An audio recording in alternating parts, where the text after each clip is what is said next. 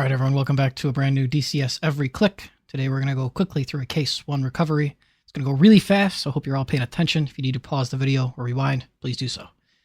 Starting with Figure 1 on the left, we're looking at our initial entry into the carrier's airspace. We're going to enter 3 miles behind the boat at 350 speed, 800 at altitude. We're going to have our hook down. We're going to pass by the carrier on the right-hand side. Still looking at Figure 1, we're going to proceed 1.5 nautical miles past the boat. We're going to go throttle idle, proceed with the brake turn, and then put our flaps and gear down. We're going to turn till we're on the downwind leg, then we're going to go to trim, on speed, AOA, at 600 feet. Once we pass the stern of the ship, we're going to make a 30-degree bank angle, coming into the back of the boat, and make our Case 1 landing. Figure 1 shows exactly the route that we're going to fly. You're going to want to study that, get very familiar with that. Figure 2 in the top right-hand corner shows our ILCS system. It's going to show us how to line up to the back of the boat and how to land successfully. You can see we have the AOA indicator on the far left of Figure 2. We have the AOA bracket in the middle of Figure 2. And we have the ILCS indicator with the crosshair lining up with our velocity vector. Figure 3 shows the AOA indicator in more detail.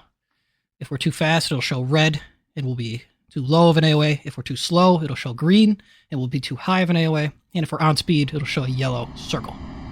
Here we go, we're in the game. Proceeding with the carrier landing. Case 1 recovery, we're going to radio into Marshall.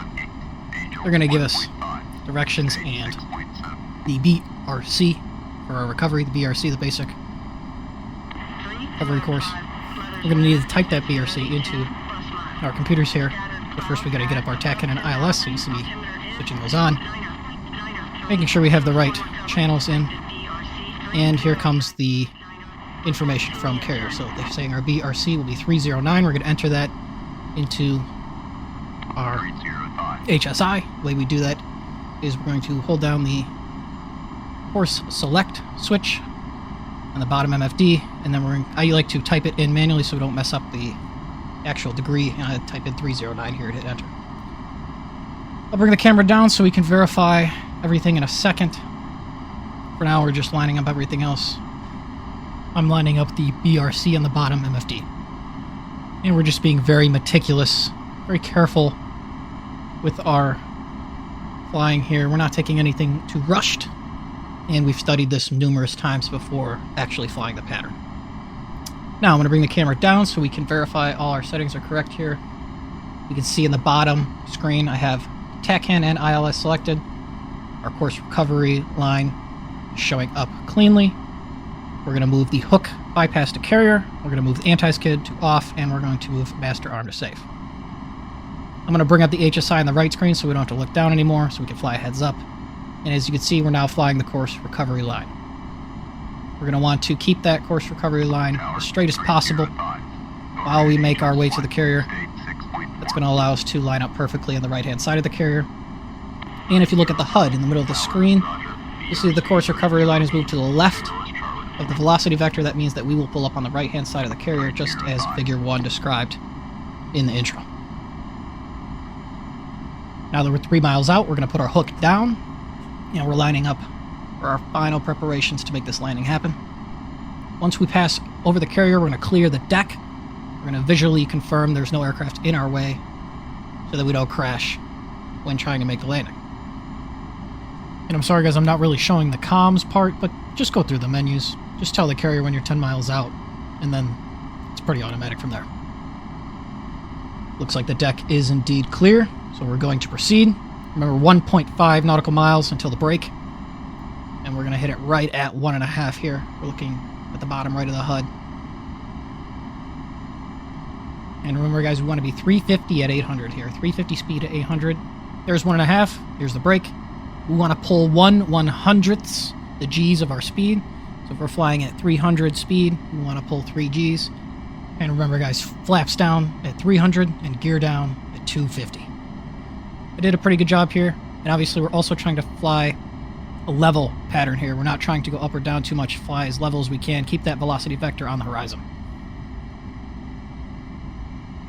When we come back around, we're on the downwind leg now. We should be right around 200 and falling. Still throttles idle.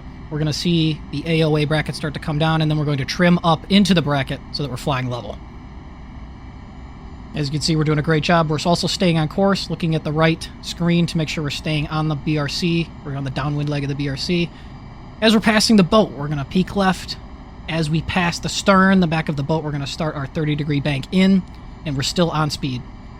At this point, we're not worried about speed at all. We're just worried about flying the velocity vector on the horizon line and keeping our AOA as tight as possible, looking for that amber circle.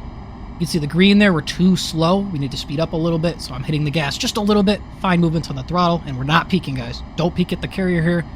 Do not peak at all. We're just using the right screen there on the BRC, and we're using the ILCS to guide us in at this point. We're also using minimum stick input. We are only touching the throttle as much as possible. And we're almost around. You can see the boats come into view. We're going to slowly level out the wings. And now we're keeping our focus on the ILCS indicator. You can see the crosshair that's lined up on the screen. We're trying to fly the velocity vector into that crosshair. And we're also trying to keep us in the middle of the FLOLS on the left side of the screen. Keep that orange bar in the middle, right between the two green lines. And we're going to follow that FLOLS all the way into the boat. Here we go. And bang. And full throttle on the landing, just in case we don't catch the wire, but we did. As you can see, guys, it's a controlled crash on the landing. The landing gear can handle it. This is what the plane was meant for. And there you have it, guys. First try, we're on the boat. We're going to bring the hook up once we're ready. And then we're going to slowly taxi off of the runway so other planes can take advantage of our mobile airfield here. I hope you enjoyed the video. Please subscribe for more. And there will be more custom DCS campaigns as well as more tutorial videos, more every click videos coming soon. Please subscribe for those. Thanks for watching.